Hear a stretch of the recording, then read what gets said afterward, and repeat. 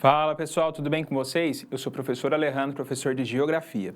Bem, essa é a nossa aula 6, então nós vamos falar a respeito do tema domínios morfoclimáticos. Então esse é o tema da nossa aula de hoje. Então bora lá falar um pouco sobre a geografia. Esses domínios morfoclimáticos é o que vamos entender, conceituando nessa aula. Vamos conhecer como ocorre a formação desses grandes domínios, sua distribuição espacial pelo território brasileiro, a riqueza da biodiversidade e contextualizar sobre a ocupação humana e o estado de conservação de cada domínio. Bem, o que são domínios morfoclimáticos? Os domínios morfoclimáticos dizem respeito a uma classificação do meio ambiente brasileiro elaborada pelo geógrafo Aziz Absaber, em 1970. Então, a referência que nós temos, desde 1970, nós temos aí Aziz Absaber como a referência do território brasileiro, quando a gente fala desses domínios morfoclimáticos. Essas classificações utilizam como critério para dividir o espaço natural do país as características físicas, que são do relevo, clima, solo, vegetação e também a ocupação humana. Então, a associação de todos esses elementos naturais, mais a intervenção antrópica, aquilo que é relativo ao ser humano. Como o Brasil possui uma extensão territorial de dimensões continentais e está localizado na zona tropical, apresenta uma grande diversificação natural, o que permite a sua divisão em diferentes regiões, de acordo com Absaber. O meio natural brasileiro está dividido em 6 domínios morfoclimáticos. Claro que outros autores você pode encontrar outras formas de dividir, mas a principal referência nossa é Absaber, tá? Então, na geografia, inclusive, de influência no mundo, para o mundo, Aziz Absaber é a referência sobre esses domínios morfoclimáticos brasileiros, tá bom? E ele coloca para nós também as chamadas faixas de transição. Então, entre os domínios morfoclimáticos, como vocês podem observar, domínio amazônico, domínio das caatingas, então, amazônico está aqui, das caatingas está aqui, cerrados aqui na região centro-oeste, a sua maioria, mares de morro no litoral brasileiro, desde o sul até lá no nordeste, nós vemos essa extensão aí dos mares de morros. E as araucárias aqui na região sul e um pedacinho lá da região sul, as chamadas pradarias. Vocês podem observar que tem uma outra faixa, um amarelo um pouco mais claro, que vai envolvendo aí essas faixas. Então, da região amazônica para o cerrado, tem um pedacinho ali amarelo. O que é aquilo? Uma faixa de transição. Então, a vegetação da floresta amazônica, ela vem até aqui e a do cerrado até aqui. Terminou? Não. Ela tem uma faixa onde as duas vegetações, elas se misturam. Não só a vegetação, as duas faixas de domínios morfoclimáticos, que não só a vegetação, mas o relevo, o clima, o solo, tudo isso vai compor o domínio morfoclimático. Então, vai ser uma faixa de transição entre as duas. Entre a vegetação da floresta amazônica para a vegetação das caatingas, tem também essa faixa amarela, que é uma área de transição entre os dois. Tem uma transição dos mares de morros para a caatinga, a transição do cerrado para as araucárias. Então, essas faixas de transição. A divisão entre essas vegetações, esses domínios morfoclimáticos, ela não é uma divisão brusca, como, por exemplo, vegetação e rodovia. Você sabe exatamente o ponto onde a rodovia começa. Aliás, onde a rodovia foi construída, alterando o meio natural. Mas você tem uma linha ali que divide os dois espaços. Porém, quando fala de domínio morfoclimático, não há um ponto exato dessa divisão, mas uma faixa inteira de transição, tá? Às vezes, cidades estão no meio aí dessa faixa de transição, certo? Seguindo aqui, então, agora vamos compreender cada formação dos componentes físicos naturais, bem como sua distribuição e a importância ambiental dos domínios morfoclimáticos a seguir. Então, o primeiro domínio que nós vamos falar é o domínio amazônico. É o maior domínio morfoclimático do Brasil, ocupa cerca de 40% do território brasileiro e abrange a maior parte dos estados de Rondônia, Acre, Amazonas, Roraima, Amapá, Pará e parte do Maranhão, Tocantins Tocantins e Mato Grosso. Então, o maior domínio, né, em extensão é 40% do território brasileiro. Ele apresenta um relevo relativamente de baixa altitude, de maior parte de planícies, tá? Planícies e algumas regiões mais baixas ainda de depressões, que é composto por planaltos, depressões e algumas planícies aluviais. O que é isso? Planícies aluviais? Planícies que formam pelo acúmulo de sedimentos transportados por rios.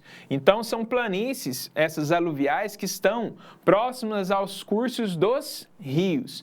A rede de drenagem, aqui o trava-língua, a rede de drenagem nessa região é muito rica, pois abrange toda a região da bacia hidrográfica do rio Amazonas, no Brasil, área por onde circula cerca de 20% de toda a água do mundo. Seu potencial hidrelétrico é grande nos rios afluentes, cursos d'água que desaguam em um rio principal. Então, os afluentes do rio Amazonas são bons, né, para a produção de eletricidade, que se localizam em áreas de planalto e quase inexistente no rio principal, que está localizada em uma área de planície. Inclusive, essa mudança, né, por ser uma área de planície, o curso do rio pode passar por mudanças. Conforme o período de cheia, o período de maior vazão, nós temos aí a mudança no curso do rio, tá? Justamente por ser muito plano. Tá certo? Seguindo aqui, a vegetação florestal é muito densa e composta por árvores de pequeno porte, médio e grande porte, que podem chegar a mais, então até no tamanho a gente observa essa variedade, né? Pequeno, médio e grande porte, que podem chegar a mais de 60 metros de altura. Lembrando que não só a altura da árvore. Então, o tronco da árvore pode chegar até 60 metros, mas essa densidade da floresta faz com que as copas disputem também o espaço aéreo.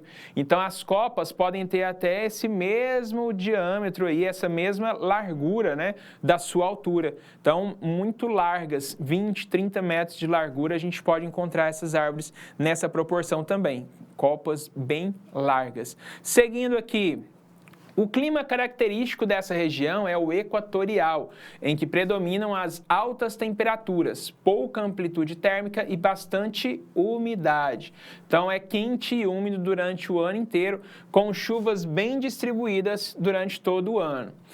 Originalmente, o solo da região é pobre em nutrientes e, por isso, de baixa fertilidade.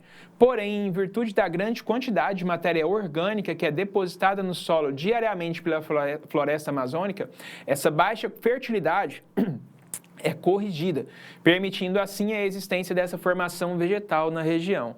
Então, a região da floresta amazônica ela tem uma facilidade para o processo de desertificação, tá? O solo é muito pobre. Ah, mas como que tem a maior floresta do mundo, a maior biodiversidade do mundo?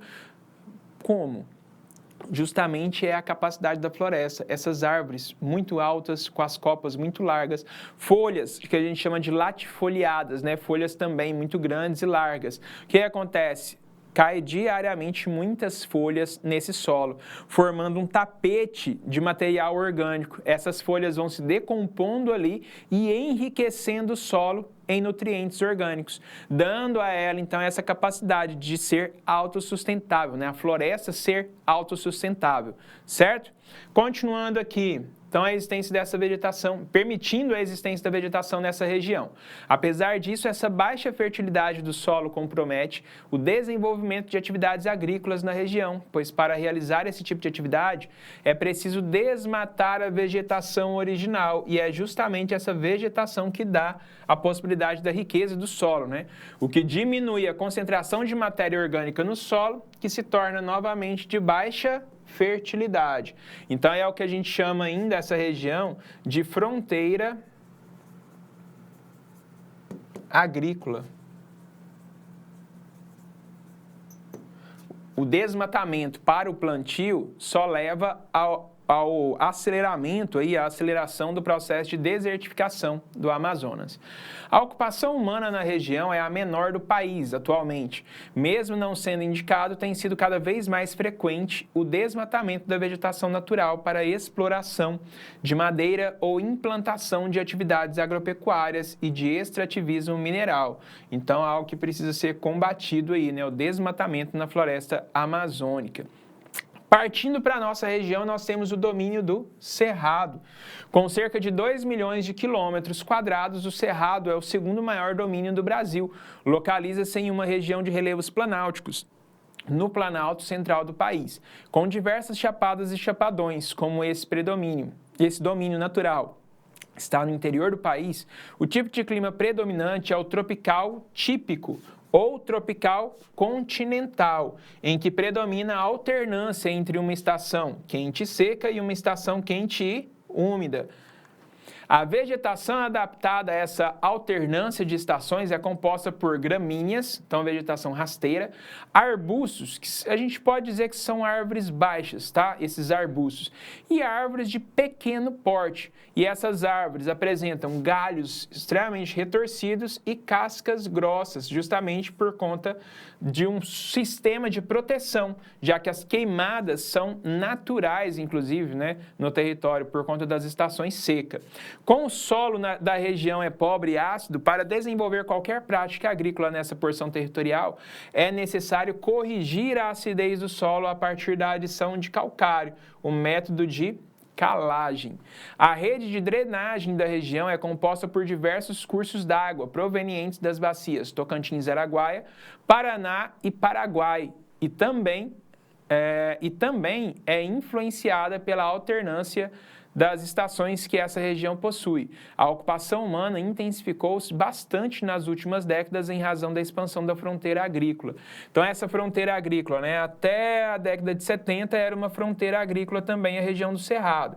Com o processo de calagem que a gente citou agora há pouco, nós vimos o enriquecimento do solo e, é claro, acelerou aí a ocupação humana na região, providenciando principalmente o desenvolvimento da agricultura, porém acelerando a degradação ambiental.